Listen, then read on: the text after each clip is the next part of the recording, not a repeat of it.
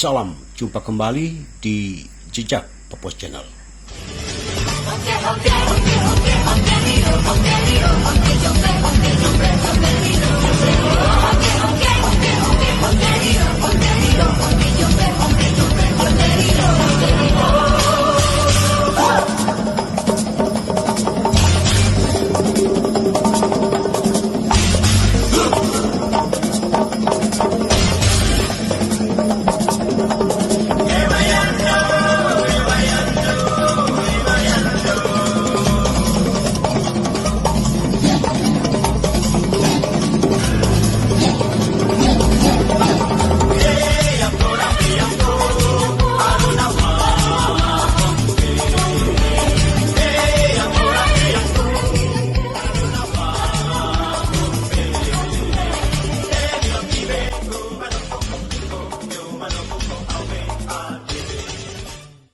Hak politik orang asli Papua tergerus. Majelis Rakyat Papua Setanah Papua hasilkan 9 rekomendasi.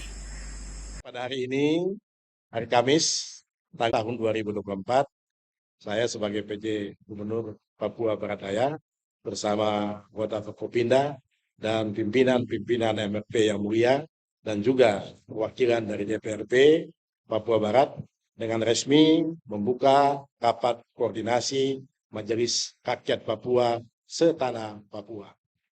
Menyikapi dinamika dan situasi pemenuhan hak politik orang asli Papua (OAP) yang menjadi pembahasan hangat akhir-akhir ini, Majelis Rakyat Papua MRP Setanah Papua, yakni MRP 6 provinsi bersama fraksi otonomi khusus DPR Papua Barat dan kelompok khusus DPR Papua menggelar rapat koordinasi di ruang meeting Hotel Relix Panorama Kampung Baru, Kota Sorong, Provinsi Papua Barat Daya, Kamis 28 Maret 2024 lalu.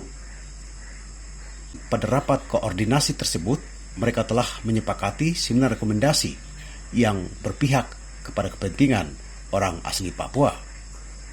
Yaitu, yang pertama, mendorong proteksi hak politik dalam rekrutmen dan seleksi partai politik parpol OAP sebanyak 80% dari jumlah kursi DPRP, DPR Kabupaten dan Kota melalui partai politik. 2. Mendorong harmonisasi ketentuan pasal 28 ayat 3 dan 4 Undang-Undang Nomor 21 Tahun 2021 dalam Undang-Undang Partai Politik, Undang-Undang Pemilihan Umum, Undang-Undang MD3, Undang-Undang Pilkada, dan KPU. 3. Meminta calon gubernur dan wakil gubernur, calon bupati dan wakil bupati, dan calon wali kota dan wakil wali kota orang asli Papua atau OAP. 4. Calon dan anggota DPR RI dan DPD RI orang asli Papua. 5. Mendorong dilakukan amandemen Peraturan Pemerintah Nomor 54, Peraturan Pemerintah Nomor 64 Tahun 2008 tentang Majelis Rakyat Papua. 6. Mendorong penguatan tugas dan wewenang serta hak fraksi otonomi khusus dan kelompok khusus DPRP. 7. Membentuk Asosiasi Majelis Rakyat Papua Setanah Papua. 8. Membentuk kaukus DPRP dan DPRK melalui mekanisme pengangkatan di tanah Papua. 9. Asosiasi MRP Setanah Papua menyepakati pelaksanaan rapat kerja atau raker selanjutnya setelah Idul Fitri di Jayapura. Sahabat, dokumen tersebut ditandatangani oleh Ketua Dewan Kehormatan MRP Papua Dorlince Mahuse SE, Ketua MRP Pegunungan Agus Nikilik Hubi, Ketua MRP Papua Barat Daya Alphonse Kambu, Ketua MRP Papua Barat Judson Fernandus Baprak, Ketua Fraksi Otsus Papua Barat George Karel Dedaida Eshut MSC, dan Ketua Kelompok Khusus DPR Papua John Gobay SH.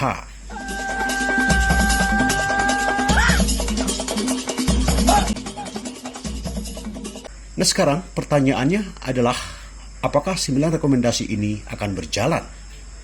Mari kita lihat. Sahabat, pada tanggal 28 Maret 2022 lalu, Majelis Rakyat Papua yang diwakili oleh Timotius Murib, Yoel Louis Mulaik, dan Deborah Mote menguji materi 8 pasal di Undang-Undang Nomor 2 Tahun 2021 tentang perubahan kedua Undang-Undang Otonomi Khusus Papua di Mahkamah Konstitusi.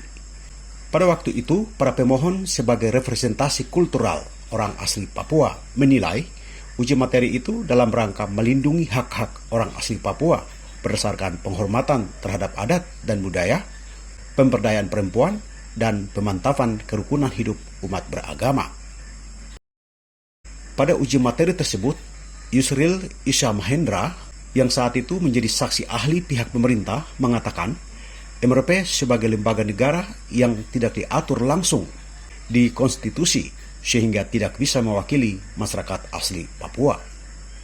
Sesuai teori hukum, kata Yusril, ada 87 lembaga negara yang bisa dikategorikan sebagai lembaga negara yang dapat menguji norma undang-undang ke Mahkamah Konstitusi, diatur langsung oleh konstitusi. Yusril mengatakan MRP memang representasi masyarakat adat atau orang asli Papua. Sebagaimana DPR Papua, MRP juga memiliki representasi terhadap konstituen. Namun, MRP tidak bisa mengatasnamakan rakyat Papua secara keseluruhan untuk menguji Undang-Undang Otsus Papua. Yusril mengatakan bahwa MRP tidak bisa mewakili masyarakat Papua secara umum. Pada saat yang sama, ahli muda Kementerian Dalam Negeri, Muhammad Rulandi juga mengatakan MRP sebagai lembaga representasi kultural orang asli Papua diatur dalam Peraturan Pemerintah Nomor 54 Tahun 2004 tentang MRP. Kata dia, kedudukan MRP hanya sebagai lembaga representasi yang sifatnya penunjang atau memberikan pertimbangan. MRP tidak seperti lembaga negara yang memiliki kewenangan definitif. Terlebih, MRP juga dibentuk bukan karena amanah konstitusi, melainkan hanya karena adanya Undang-Undang Otonomi Khusus Papua. Sahabat, sementara itu, berdasarkan Peraturan Daerah Khusus Provinsi Papua Nomor 4 Tahun 2008 tentang pelaksanaan tugas dan wewenang Majelis Rakyat Papua, Bab 2 Pasal 2, MRP mempunyai tugas dan wewenang A. Memberikan pertimbangan dan persetujuan terhadap pasangan bakal calon gubernur dan wakil gubernur yang diusulkan oleh DPRP. B. Memberikan pertimbangan dan persetujuan terhadap rancangan Perdasus yang diajukan oleh DPRP bersama-sama dengan gubernur. C.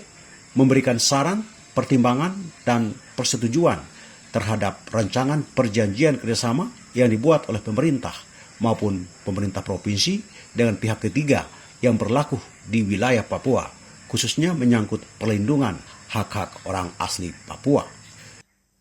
D. Memperhatikan dan menyalurkan aspirasi pengaduan masyarakat adat, umat beragama, kaum perempuan, dan masyarakat adat umumnya yang menyangkut hak-hak orang asli Papua, serta memfasilitasi tindak lanjut penyelesaiannya. E. Memberikan pertimbangan kepada DPRP, Gubernur, DPRD Kabupaten Kota, serta Bupati dan Wali Kota mengenai hal-hal yang terkait dengan perlindungan hak-hak orang asli Papua.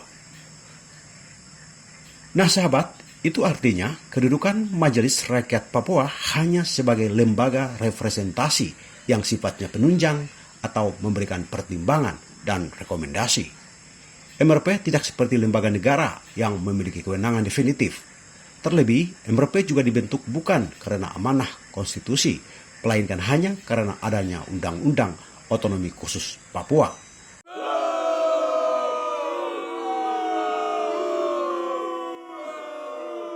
Oleh karena itu, sahabat, apakah rekomendasi yang dihasilkan ini berdampak pada perlindungan hak-hak politik orang asli Papua? Entahlah. Silakan tulis pendapat Anda pada kolom komentar.